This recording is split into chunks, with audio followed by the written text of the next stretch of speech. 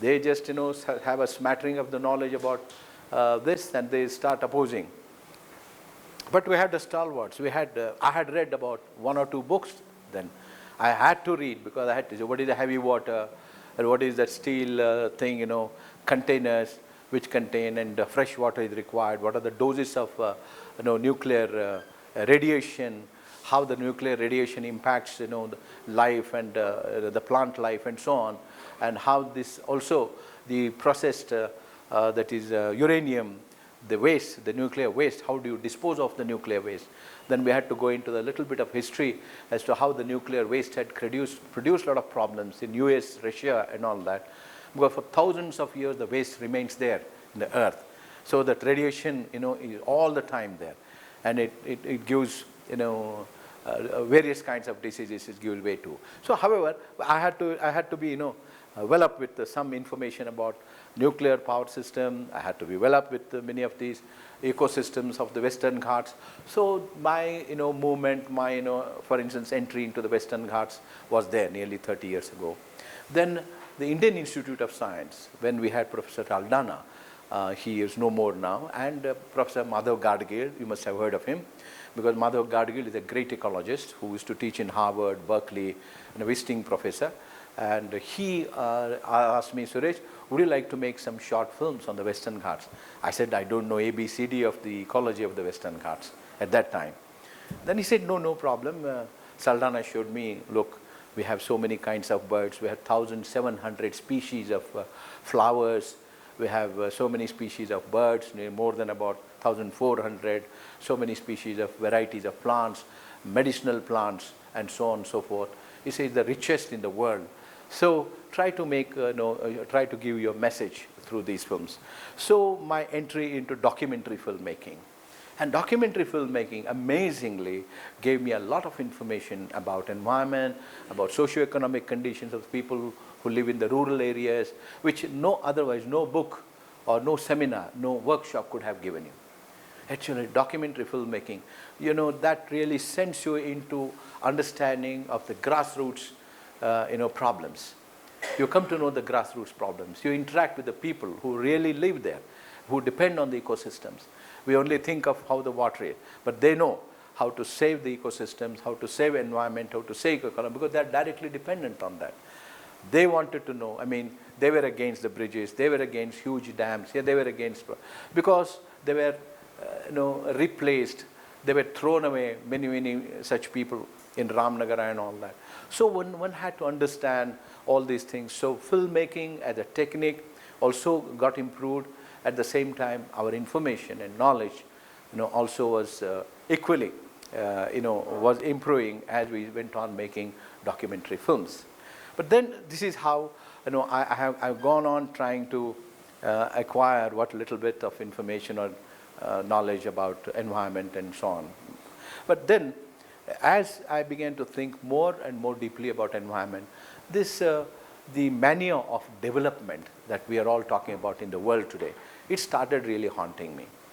You see, as a student of economics, we are all told, we learn about the rate of growth of the economy, the growth of the development, and how they can create employment. Without higher growth, you cannot create more employment. See, you have to have higher GDP. Higher GDP means you have to have great growth. You have to have less of inflation. So all these things are all linked. But at the same time, the economists, for whom I have a great respect, including Amartya Sen, who says that the development economics, he's an expert, but he has written a book. He says, what is development? Now, today we began to question, is the international airport in Bangalore, is the flyovers, the ring roads, and all these systems which we are, and the kind of buildings that we have set up, like the multinational companies, the steel and glass structures that we have today. There is no ventilation for air, not enough light, which can come naturally into our buildings. Because I recently went to Bidar and I saw the 14th century construction buildings. They have the lights even when, up to 5 or 6 o'clock. They don't use bulbs and nothing of the sort. And night, of course, they don't. It's so beautifully designed. I said, why are we? There is a Mughal garden, and the whole structure, they have rainwater system which was designed about in the 14th to 15th century in Bidar. That's the only town which amazing structures they have. So what is the green building concept now today? Because buildings and transport are the two things which heavily depend on energy systems. Then nearly 73% of energy goes into the construction, maintenance of buildings, and running of the transport. Well, energy, when we talk about energy, the energy is a kind of a thing which is produced in India, which is directly related to CO2 increases. CO2 increase anywhere in the world for that matter, because whatever nuclear power is produced, it is not much. For instance, in India, I think we have 2.5% to 3% of nuclear power maximum. We have near something like about 6 to 8% the alternative sources of energy, that is hybrid, solar, and wind put together. 50% of the energy that is produced today is from coal, 30% from oil and gas. So 80% of the energy that is produced in India or anywhere in the world for that matter, with 5 to 10% difference, you can imagine the amount of coal that is being burned to produce energy and support the economic growth and development. Well, this growth and development, which personally not me, but many environmentalists have begun to question. Will this do good? This development mania, this madness for and craze for development definitely is going to bring a huge disaster on our ecosystems. Because there is a book called Eco-Economy, which is a great environmentalist. He is a president of the World Watch Institute set up in Washington. He has written a book. He says that if ecological capital, because all our development, all our all our growth is based on our ecological capital, our minerals, oil, soil, water, air, all these things are fundamentally required to create any kind of development today. Whether it is my pant, shirt, shoes, or car, anything that has to come from the natural resources. So once again, the management, when you talk to me about management of the resources is one, but mere management of the resources is not enough until and unless you fix your rate of growth, which should not be higher than the replenishing of the natural resources. Our rate of growth is higher than the rate of replenishing of the natural resources. Now we are extracting resources as if they are going to be there forever. We take for granted that steel is going to be there. Construction will be so much, but you have to get cement, you have to get steel, iron ore has to be there.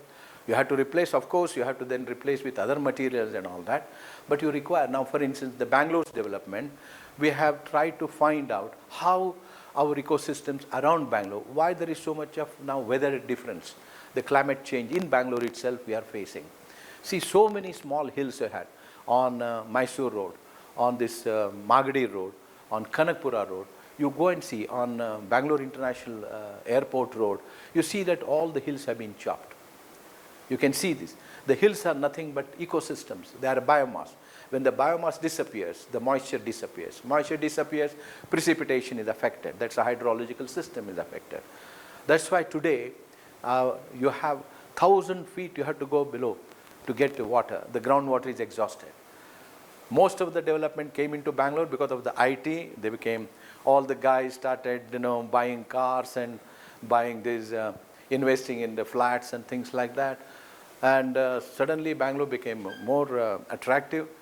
But today we have about 1 crore people, and entire 1 crore people are depending on one Kaveri river. You have no water. About 40% of the Bangalore doesn't get water. In the sense, the water is supplied from tankers. You go and ask many of these. 40% of the people don't get. So when you don't have water, now you need water for construction, for hotels, for industries, for washing, domestic purposes, drinking. Where are we going to get this water from? If you build the cities this way. So I have written a small book called Water, the depleting reserves, in which, and unfortunately, I predict Bangalore will be something like Egypt, that where the pyramids are standing. So most of I have imagined, I hope it should not come true, I have imagined that most of the beautiful buildings that we have today, future people will come, oh, here were the IT buildings, these were all multinational companies. Because people one day may have to desert, because electricity, water, Today, vegetables in Bangalore are brought from Andhra Pradesh and Ooty. You know, all the villages around Bangalore, people were producing wonderful vegetables. Now there is no water. And suddenly every inch of land has started, costing so much that even people are not interested in cultivating anymore. They are giving into the resorts, giving to development, housing layouts, industrial layouts, gated communities, and so on. And you go to many of these gated communities today, you have the biggest garbage problem today in Bangalore. That's what I was telling Jairam. I said, why don't you take in your management system, why don't you think of the biggest issue like garbage? Because garbage is not a very simple thing. Today you need hundreds and thousands of acres of land, landfill. For landfill you have to create it. So you have to segregate it. You need manuals or mechanical segregation, automatic segregation. Based on that, you have to design different kinds of technologies. So these are all environment-related issues. Now, I am of the opinion, I don't know, mega cities anywhere in the country, in India, we are incapable of managing them and handling them. Because it's a big subject again. I don't want to get into it because the kind of population that we have, nearly 1,000 families come into Bangalore every day, from Orissa, from Chhattisgarh, from Bihar, and all these workers, semi-skilled workers and all that, because we have not done anything to the small towns and the villages, right? We are doing something for the political public consumption or some electrification, some, some grants, some setting up the school. No, that's not the way to develop. If you really want to protect the environment, you see, protecting environment eventually is in your own selfish interest. You want to have a nice place, nice air, good water. Eventually, if you do not protect the environment, about 5 years ago in Africa, one of these countries, there were 150 leaders of the nations. They decided if we do not sustain the kind of development that we have envisaged now, there will be not only social instability, because we cannot, whether all the cars that we have, whether the kind of systems that we have, the gadgets that we have, are we going to have enough petrol, diesel and things like that, tires for instance. Now the millions of cars, the 40 lakh cars in Bangalore, they require tires and tubes. Earlier we used to buy them from Malaysia because that is a country which used to sell. But now Malaysia, there is tremendous demand from all over the world. Now see, Kerala was the only place which used to have rubber. Now that rubber also, now there is so much of demand for that. Now it is not enough for them to supply rubber from their plantations. They have percolated into Karnataka. Now if you go to Puttur, you go to Surya, you go to Shimoga, you go to Markera, you go around all these places, now there are a lot of rubber plantations. The rubber plantations are monoculture, like eucalyptus, like acacia, like coffee, like tea. But coffee, at least you have the other trees also, the shading trees you have. But tea and rubber and eucalyptus, all these are monocultures. Monocultures do not contribute anything to environment.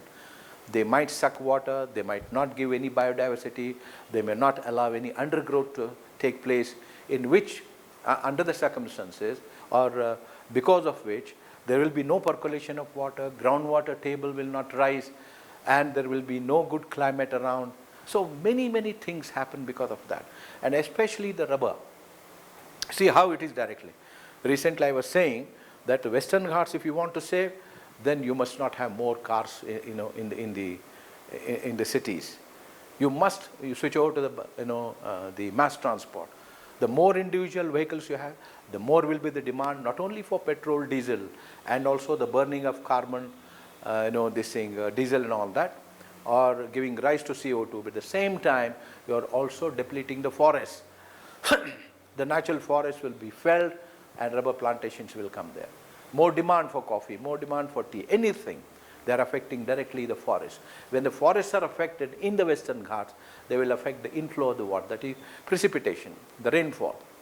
Now Kali River, if you go, see Bangalore gets about 7,000 megawatt of power is produced only in the Western Ghats, Karnataka's Western Ghats, by 3 to 4 rivers, right?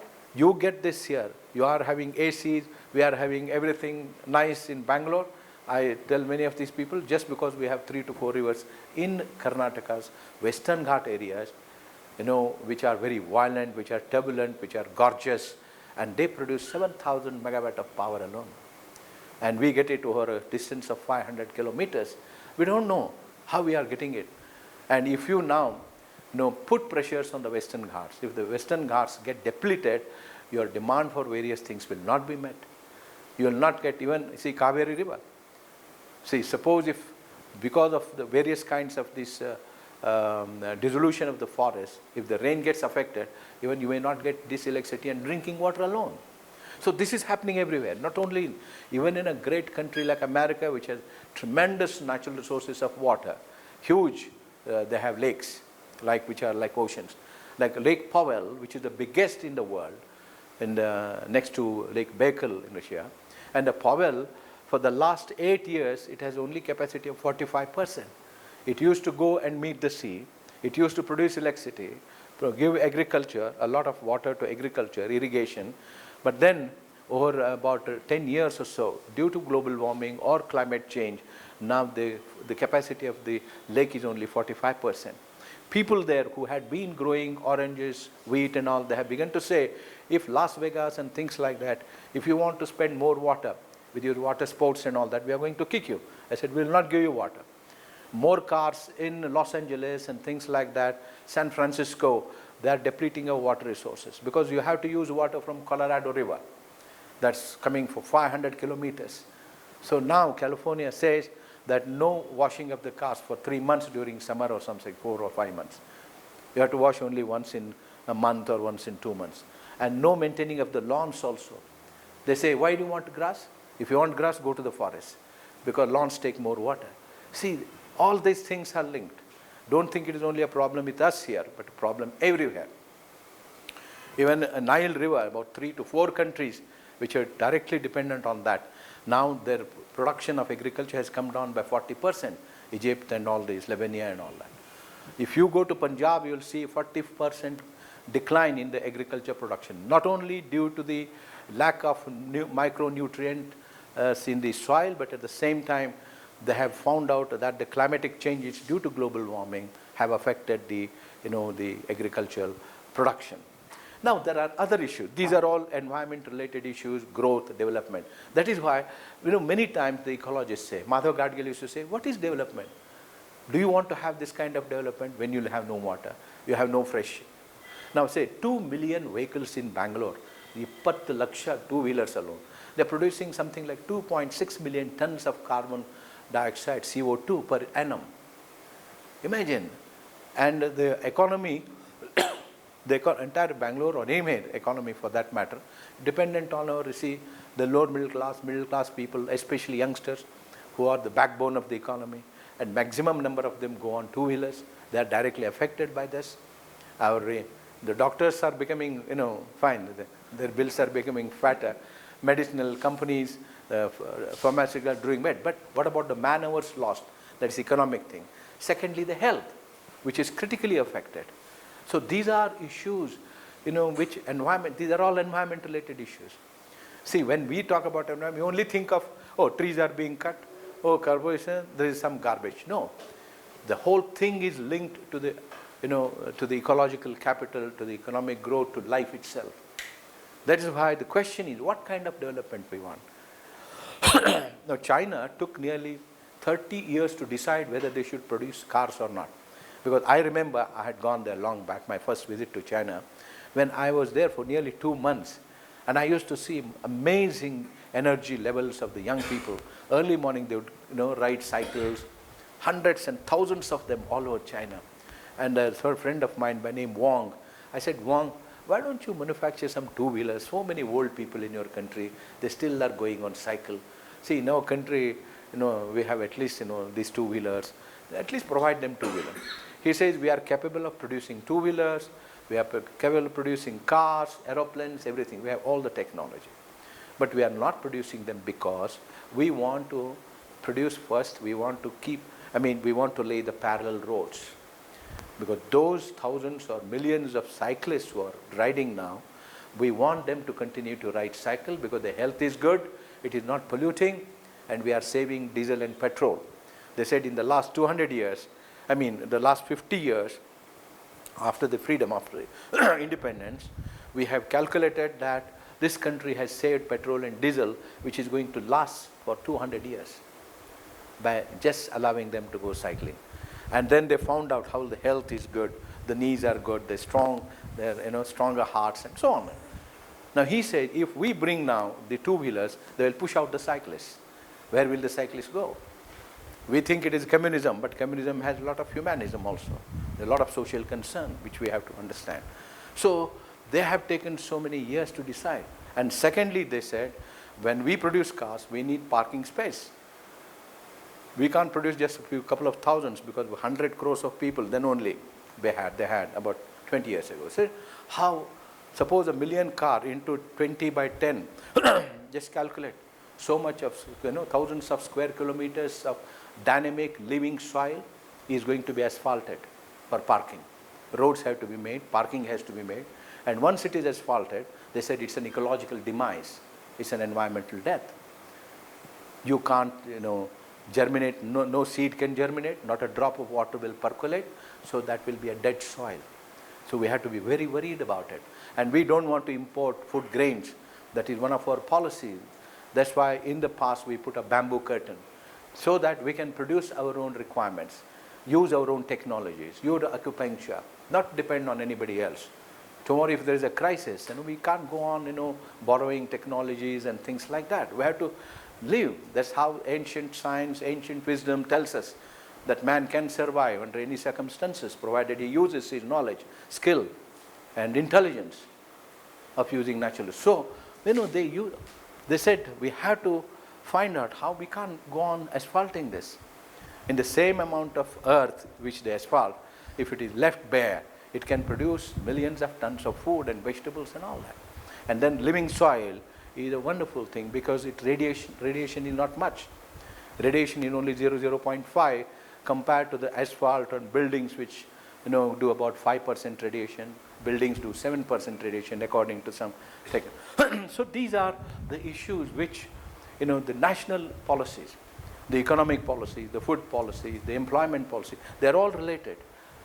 Environment just cannot be saved by just few individuals, let me tell you that. It has to be at the national level. We have to think about what kind of economic growth is required, what kind of development is required. Do we need cars in this country? See, once I was giving a talk to 1,000 students. I came to know that on Mysore Road, I won't like to name the fact, there were two industries. There were 1,000 acres of beautiful gradient slope, where the shrubs and trees